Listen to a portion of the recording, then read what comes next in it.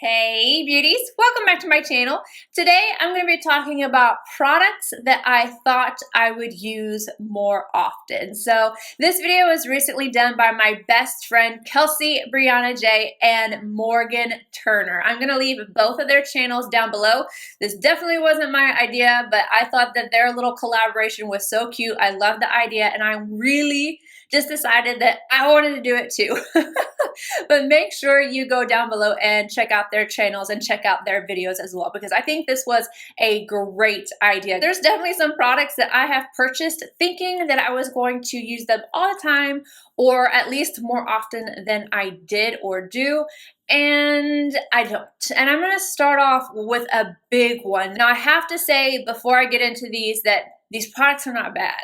They are good products. It's just the fact that I don't use them like I thought I would.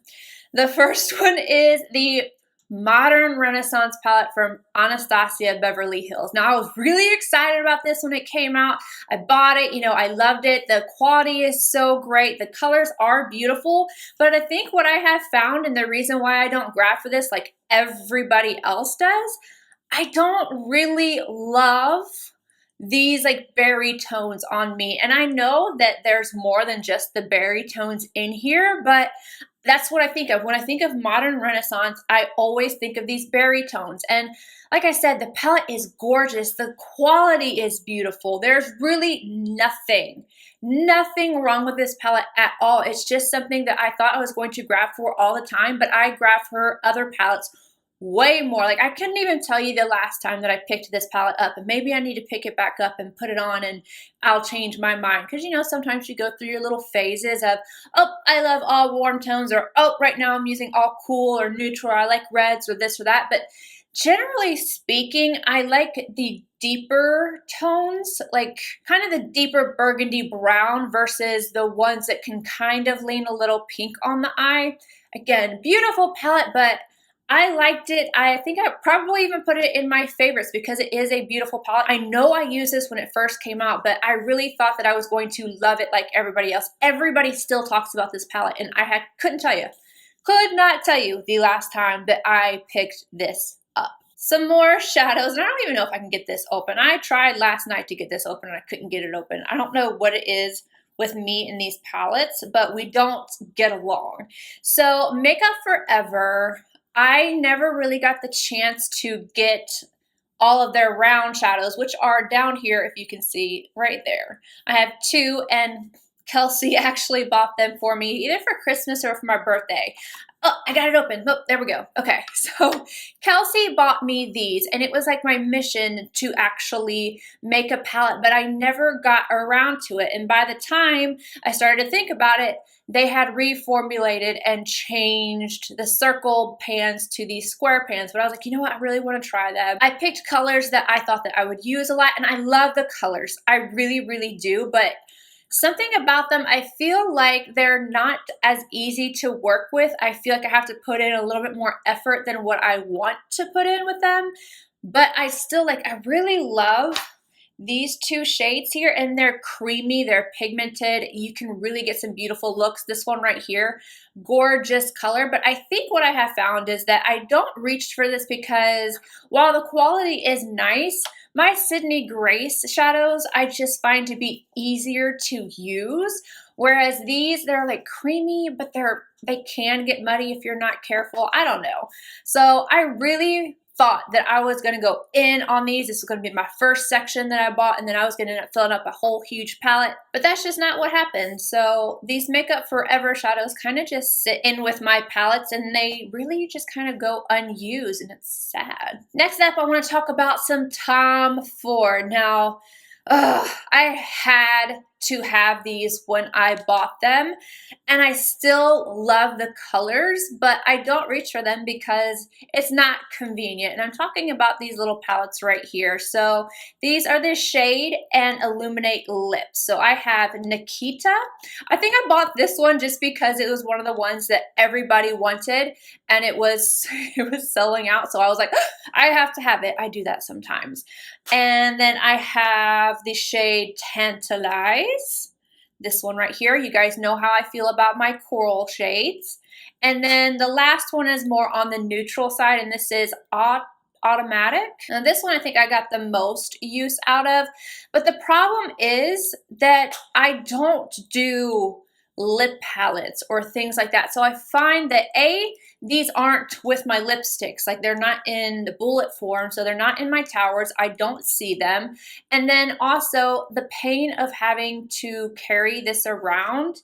I don't know. I love the colors. I love them and I love the formula of them, but to actually put these on, like if I was going out for a day, I'm not going to want to touch up with this. I could use this in a video or something and you guys would be like, what's on your lips? Because they're beautiful, but it's just not convenient to use. But I keep them because I really do love them. I think they're beautiful, but I don't get any use out of them.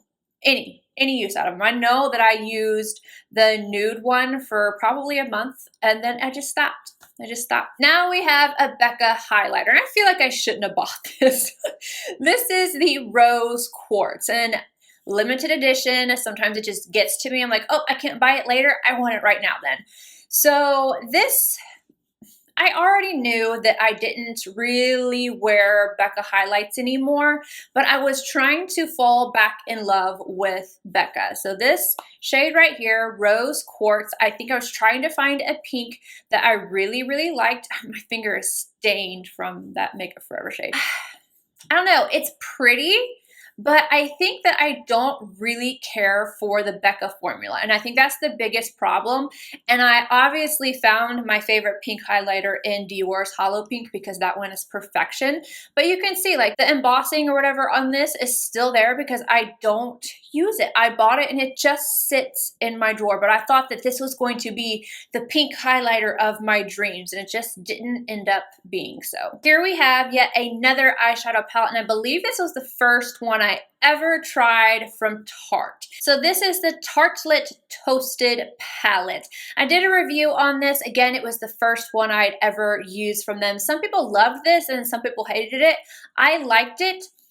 I like the way that these smell, but I stopped using it. Like I thought that this was going to be, oh yes, I'm gonna fall in love with Tarte and I'm going to use this palette to death, and it just did not happen. I used it, I liked it, and then it's like I didn't touch it anymore. I couldn't even really tell you why.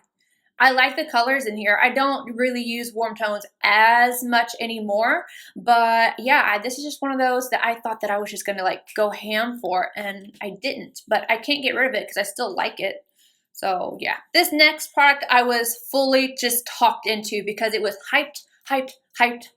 And so I thought, okay, fine, I'm going to give in. I'm going to purchase this and it's going to be hot fire and I'm going to love it and I'm going to use it all the time. And this is the ELCIE Micro Silk Foundation. So I have a love-hate relationship with this because like I can think that it doesn't look good on my skin and then I go out and people are like, what's on your face? And they, whatever it is, they love how it looks on my skin. I'm like, okay.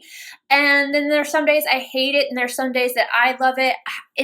I don't know what it is, but people love this foundation. And so I thought I was going to love it. It was going to like change my life, and it didn't change my life. And it kind of makes me angry because like I said, I just go back and forth with it. It's one of those foundations that I just don't know if the day that I put it on, if it's going to look good or if it's not going to look good. So it's kind of inconsistent on me, but I keep it because I want to love this. I want to keep using it, but I do not reach for this.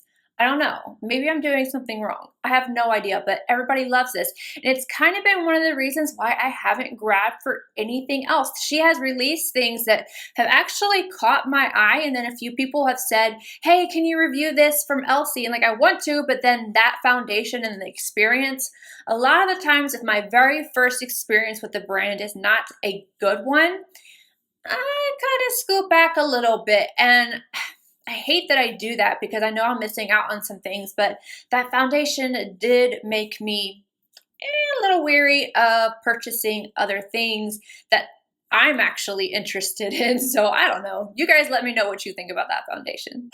The Hollywood Flawless Filter from Charlotte Tilbury. Everybody was raving about this, and it is really pretty. It's a little too dark for me right now. I bought this during the summer. This is the shade 3. And this does give a beautiful glow to the skin, but what I have found is that I feel like my makeup does not last as long. I am combo skin, so I have an oily T-zone, and I can be dry to normal around the perimeter of my face, and I don't know, like, I feel like my makeup looks more dewy with this, and I like it at first, but then throughout the day, I feel like my makeup goes downhill faster when I have this on. So I'm not sure why, but I really just thought that this was going to be the bee's knees, and I have found that I definitely like the by Terry Brightening CC Serum. That one for me is what I wanted this to be. I wanted to have a little bit of radiance, but I didn't want it to alter my foundation or anything like that. So I know you can use this mixed in or on top. I wanted it for underneath, and I just thought that this was going to be a daily thing for me, and I got it. I was excited, and I do not grab for this. This is one of those that Tati made me buy. It's from MAKIAGE, and I've had a few comments of people saying, girl, you better pull that palette out and use it because you are missing out. And you know, I can't deny that this is beautiful and the quality is beautiful, but this is the MAKIAGE. What shade are you? It's the Not Afraid palette, and I really like the colors in here, but I do not reach for this. I just don't. And like the colors, I'm telling you, they're stunning. But again, I think about Sydney Grace and pulling her shadows out before I do these. And I don't know. I spent so much money on this for it to just sit in my palettes, in my palette drawer over here. But I don't. I really thought that I was going to use this a lot because I really love greens right now. I love them, and I really like the blue, the gold. I like the whole theme of this palette. Like I said, it's a beautiful palette, but nope, I don't use it. I don't, and you can tell I don't because look at it. It's been swatched and used like once or twice. This next one is from DIOR, and this is a weird one for me because I only bought this because everybody bought it. I worked there, and I'm telling you, everybody bought this balm, and it is the 001 Lip Glow from DIOR, and it's this pink shade, and then it turns just a little bit darker whenever I put it on my lips, and I think that I just don't like the pink that it turns, and it's again one of those times where they have different shades now. Like they have an orangey one, and they have like a berry or raspberry one or whatever. But because I don't use this one, I am like refusing to purchase any of the other lip glows. And I don't know if I'm missing out because of that, because I've really been enjoying balms lately. They have a balm out that's the Stellar Lip Shine or whatever that I love it so much, but this one, I bought it because everybody loved it. And every time I sold it to just somebody who was coming in like repeat purchase wise, they would be like, oh my God, this is the best thing ever. I just put it on and I get so many compliments on my lips and, you know, da da da da da. So I got it, and I just did not get the same feel. And I tried this over and over and over and over and over again. And it's like, I don't want to give it away because like, what if one day I'm into that pink lip? You know, because I have changed a little bit. I do like pink nudes now, but there's just something about the pink that this turns on my lips that I'm just not fond of. So I don't know. I can't. What's up, Kelsey, BRIANA J? What up? I'm doing your video. What video? What's it called? What video are we doing right now? Oh yeah, makeup products I thought I would use more. The last two are from NATASHA DENONA, and we all know that for me, she's very back and forth. This product right, well, neither one of them. I like both of the products that I'm about to talk about. So the first one are these, what are these? The CHROMA Crystal Top Coats. I thought that I was going to use these to death. And there is one, I think it's the nude one. Yes, this one I actually do use a little bit. You can see I've got a dip in there. This one's my favorite out of all of them because it's just that nude, really easy to use. So I wanted to show you the one that I do actually grab for because I love this one. But these two, they're beautiful, but I do not reach for these. And I thought I would, just like based off of this one. And then I really love these type of shadows. Like I love the Chanel ones. I love the Tom Ford ones. I love like the new Scattered Light ones from Hourglass. And then the Marc Jacobs sequins. Like they're all beautiful. These are beautiful as well, but they're more sheer. So I have here the Burnt Terracotta Green. This one, and you can see like the shift is stunning. It's so stunning, but this actually feels like it has dried out, which is very disappointing because it's not that old. All right, so aside from the fact that I don't grab for these like I thought I would, because they're really pretty, they're just a little bit more on like the skin-like kind of feel, and I love that look, but I just don't grab for these like I thought I would. This one's not. This one's creamy. We've got some creaminess here. So this one is still good, but that green one is not. I don't know. Okay, but I don't use these. I find myself when I'm wanting this kind of like glass-like effect, I kind of go for the Pat McGrath Special Shades. I really love those just like all over the lid. And these are still pretty, and I would say that I would still recommend them, but for them to be dried out or for the green one to be dried out, this purple one still isn't as nice as the nude. I suggest the nude one. If you're gonna get one, get the nude one.